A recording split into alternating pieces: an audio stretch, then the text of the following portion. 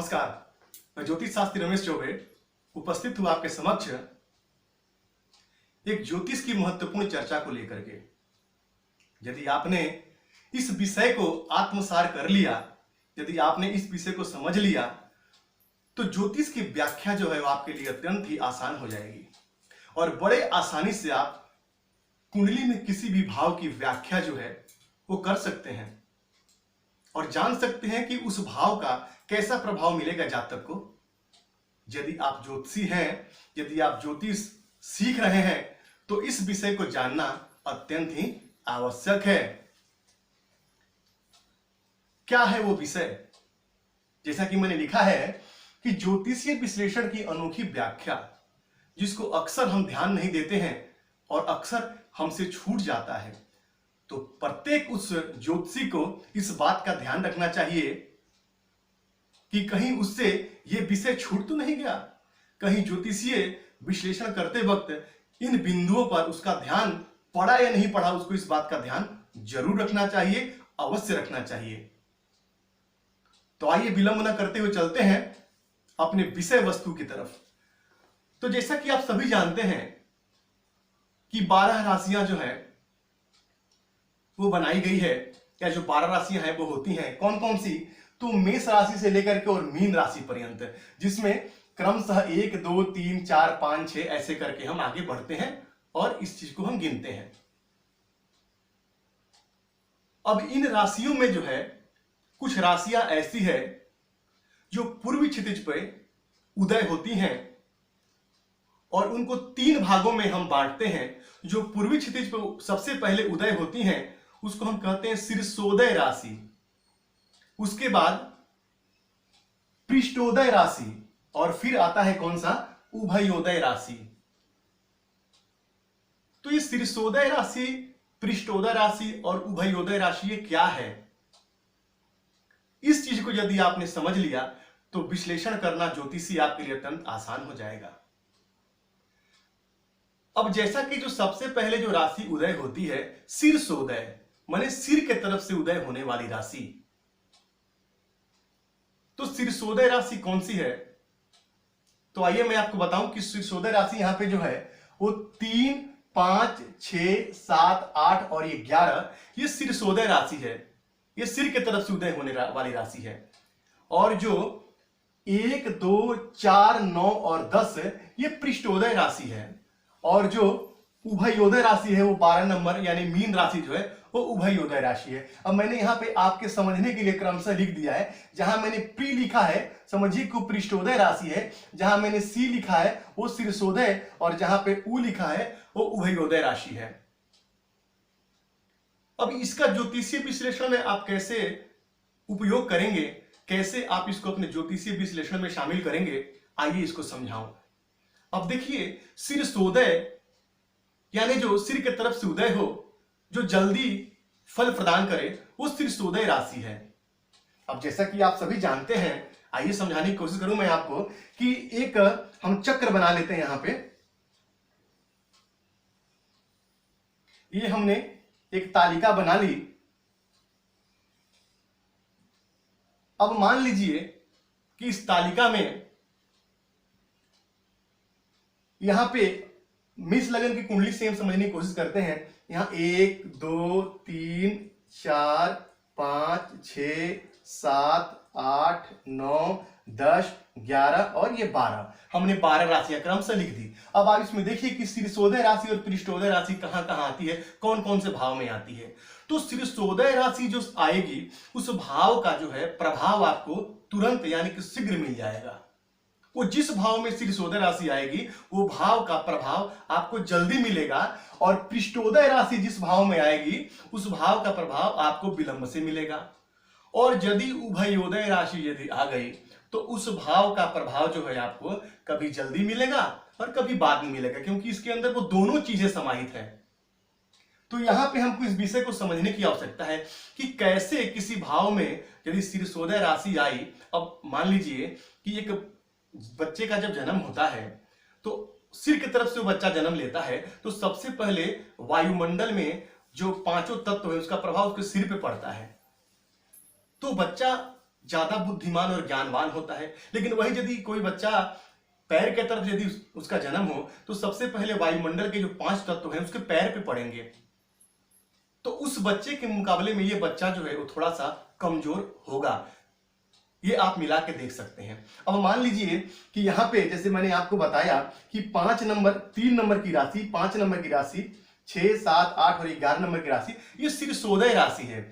तो यहाँ मान लीजिए सप्तम भाव में तुला राशि आ गई 7 नंबर की, तो ये सिरसोदय राशि हो गई। तो क्या होगा, तो जातक का जो विवाह है जो वो शीघ्र हो जाएगा, जल्दी हो जाएगा। और वही राशि यदि मान लीजिए आपके कुंडली के 10वें भाव में यदि सिरसोदय राशि आ गई तो क्या होगा, तो जातक को जल्दी नौकरी मिल जाएगी। जातक कम परिश्रम करेगा, नौकरी उसको जल्दी मिल जाएगी। और पंचम भाव में यदि वो राशि सिरसोदय राशि आ गई, जैसे 5 नंबर की सिरसोदय राशि पंचम भाव में, तो जातक को संतान के लिए परेशान नहीं होना पड़ेगा, शीघ्र संतान प्राप्त हो जाएगा उसको। ये तो एक तथ्य हो गया। अब वही मान लीजिए यदि उभयोदय राशि पड़ गई तो उसका प्रभाव जातक को विलंब से मिलेगा। ये आपको ऐसे समझ लेना चाहिए, यानी सिरसोदय है तो शीघ्र प्रभाव मिलेगा और पृष्ठोदय है तो थोड़ा विलंब प्रभाव मिलेगा, और यदि उभयोदय है तो कभी शीघ्र प्रभाव मिलेगा और कभी विलंब से प्रभाव मिलेगा। ये तो एक तथ्य हो गया। अब कोई कहे कि शास्त्री जी आपने जो बताया कि कुंडली के 7वें भाव में यहाँ पे सिरसोदय राशि है, लेकिन मेरे विवाह तो विलंब से हो रहा है, मेरा विवाह हो ही नहीं रहा है, तो आप ऐसे समझिए कि कुछ ऐसे ग्रह भी हैं जो किसी विशेष भाव में बैठ जाएं तो उस भाव में वो विलंब करने का काम करते हैं, उस भाव में वो लेट करने का काम करते हैं। राशि सिरसोदय तो है ही, और मान लीजिए यहाँ पे आकर के ये सिरसोदय राशि में है, आकर के कौन बैठ गए, तो यहाँ शनिदेव बैठ गए। यहाँ करके ये शनिदेव को मैंने इसीलिए लिया है यहाँ पे क्योंकि शनि यहाँ पे जो उच्च के हो जाते हैं। लेकिन शनि एक वृत्त ग्रह है, शनै शनै जो चले वही शनिश्चर, यानी कि मंदगामी ग्रह है, वो धीरे धीरे चलते हैं। एक राशि में लगभग 2.5-3 साल तक वो रहते हैं।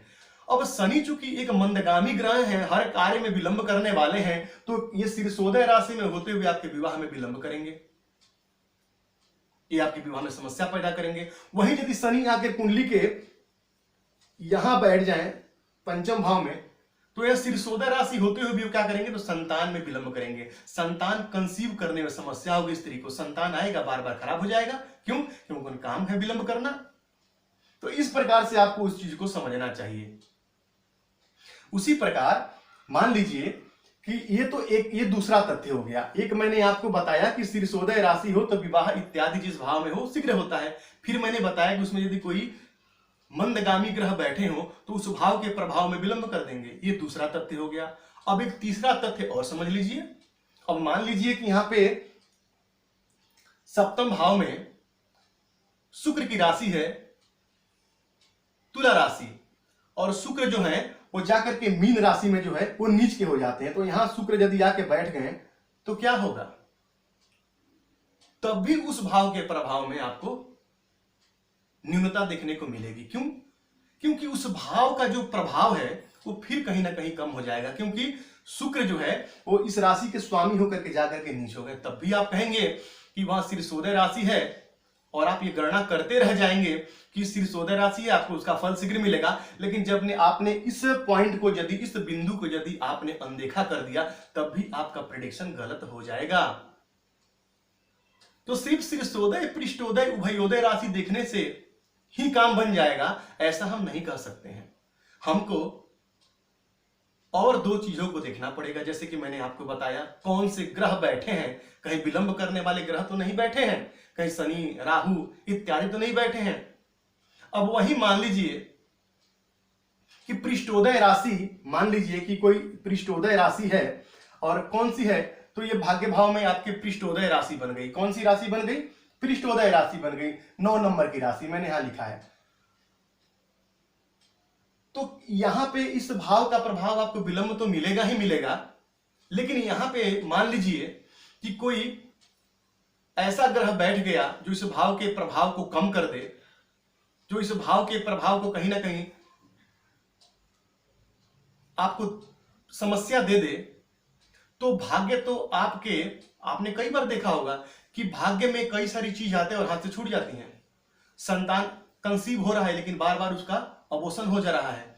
क्यों? क्योंकि पृष्ठोदय राशि है, उसका वो गुण स्वरूप है उस कार्य को विलंब करना, तो विलंब करेगी चाहे वो कारण कोई भी हो। तो यहां पे कोई ऐसे ग्रह बैठ जाए आकर के जो कहीं ना कहीं इस कुंडली के लिए बाधक भी हो और कहीं ना कहीं परेशानी देने वाले हो, तो क्या करेंगे, उस चीज में बार बार आपको बाधा पहुंचाएंगे, बार बार उस भाग्य में आपके आते आते वो चीज आपके हाथ से छूट जाएगा। ये सप्तम भाव में ही आकर के यदि यहाँ राहु, मान लीजिए कि सप्तम भाव में यहाँ के राहु बैठ गए तो क्या करेंगे, या केतु आके यदि सप्तम भाव में यहाँ बैठ गए तो क्या करेंगे, जो खराब ग्रह आके बैठ गए, या मंगल आके बैठ गए तो क्या करेंगे, संतान कंसीव नहीं होगा, बार बार संतान आएगा और खराब हो जाएगा। तो इस प्रकार से आप उन चीजों को देख सकते हैं। अब सवाल सबसे महत्वपूर्ण, क्या क्या उपाय करना चाहिए, क्योंकि ज्योतिष ही क्या रेमेडीज पे डिपेंड करता है, उपाय क्या करना चाहिए। अब मान लीजिए कि सप्तम भाव को स्वामी आप पे जाकर के नीच राशि में बैठ गए, तो आपको उन ग्रह की शांति करवानी चाहिए।